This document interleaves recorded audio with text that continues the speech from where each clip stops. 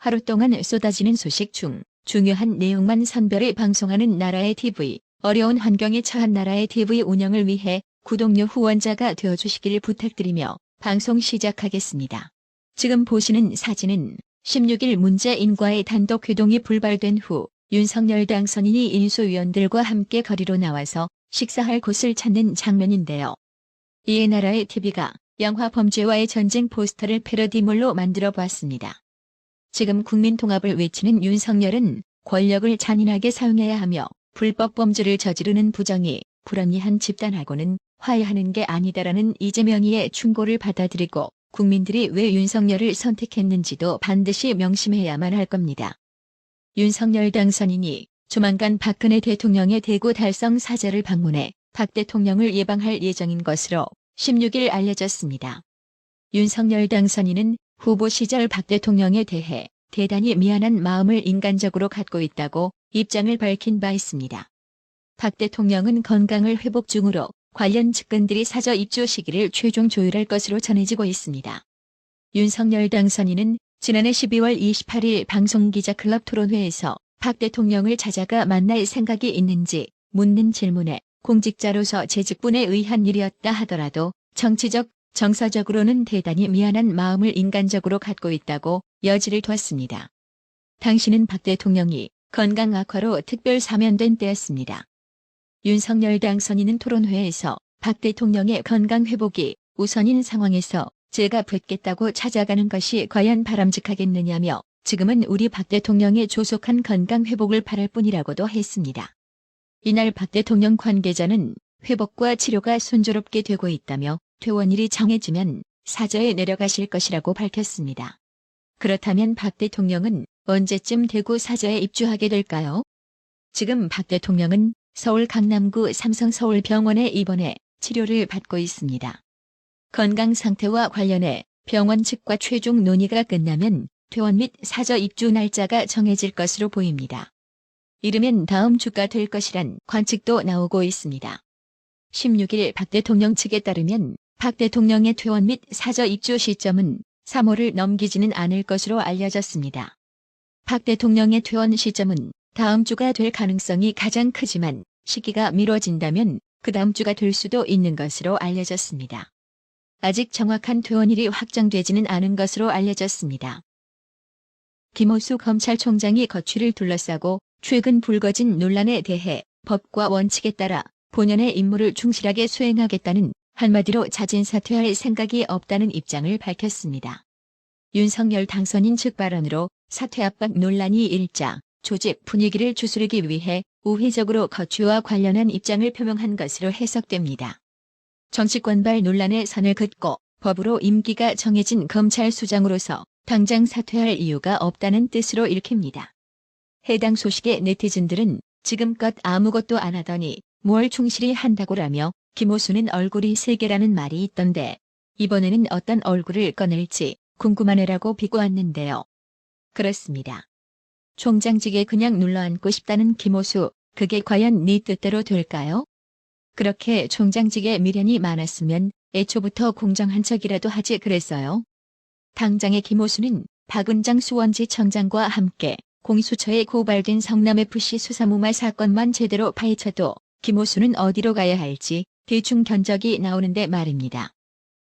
문재인 좌파 정권 집권 시기인 지난 2017년 11월 박문진 이사회 결의와 주주총회 의결로 해임당한 김장겸 전 MBC 사장이 임기 막바지에 공기업, 공공기관장 인사권을 행사할 의지를 보이고 있는 문재인 좌파 정권을 향해 내로남불이라고 꼬집었습니다.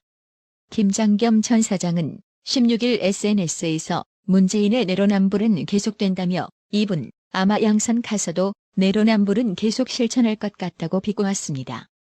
문재인을 내로남불이라고 비판한 근거로는 직전 정권이 마찬가지로 임기 막바지일 때 차기 대권주자 신분이었던 문재인 본인이 공영방송 사장 선임 절차를 미루라고 주장했었다는 점을 들었습니다. 김장겸 전 사장은 내가 문화방송 MBC 사장으로 선임되던 2017년 2월은 박근혜 대통령이 직무정지된 상태였다며 당시 전임 사장은 임기가 만료됐다고 회상했습니다. 그러면서 대주주인 방송문화진흥회가 신임 사장 선임 절차를 진행했는데 당시 문재인 대선 주자와 민주당이 선임 절차를 미루라고 난리를 쳤던 기억이라며 그랬던 사람들이 대선이 끝난 지금 공기업 알박기 인사를 강행하며 소임이라고 주장한다고 지적했습니다. 방송인 김어준이 정치적 편향 지적을 받아온 뉴스공장 폐지 요구와 관련해 20년은 더 할 생각이라고 응수했습니다. 김어준은 16일 TBS 라디오 김어준의 뉴스공장에 출연한 김재원 최고위원이 공장장도 방빼야 하지 않겠나라고 묻자 뉴스공장 없앨 계획은 잘 준비되어 갑니까? 라고 맞받아쳤습니다. 김재원 최고위원은 공장장님도 이제 별로 효험이 없는 것 같다. 여러 가지 문제 제기를 하고 의혹 제기를 해도 효과가 없다며 진중권 교수가 빨리 그만두는 게 민주당에 유리할 거라고 말하던데라고 했습니다. 앞서 진중권 씨는 지난 11일 민주당이 살려면 비정상적인 정치 커뮤니케이션부터 복원해야 한다며 그러려면 방송인 김어준, 유시민 전 노무현 재단 이사장, 그리고 몇몇 얼빠진 중소 인플루언서들을 정리해야 한다고 지적한 바 있습니다. 김어준은 검찰에서 뉴스공장 모니터링 열심히 한다는 얘기는 들었다며 오세훈 서울시장도 폐지해보려고 했었는데 잘 안 됐다. 쉽지는 않을 거다고 했습니다. 그러면서 뜻대로 되는지 한번 지켜보자고도 했습니다. 이에 김재원 최고위원이 이번 대선에서 그렇게 노력했는데 선거도 졌으면 자진해서 거취를 결정해야지라고 말하자 김어준은 20년은 더 할 생각이라고 응수했습니다. 김재원 최고위원은 글쎄 안 될 것 같은데라고 받아쳤습니다.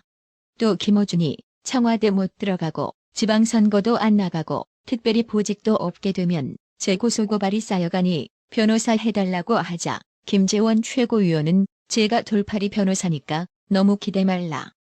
수임료만 많이 주면 누구든이라고 맞받아쳤습니다.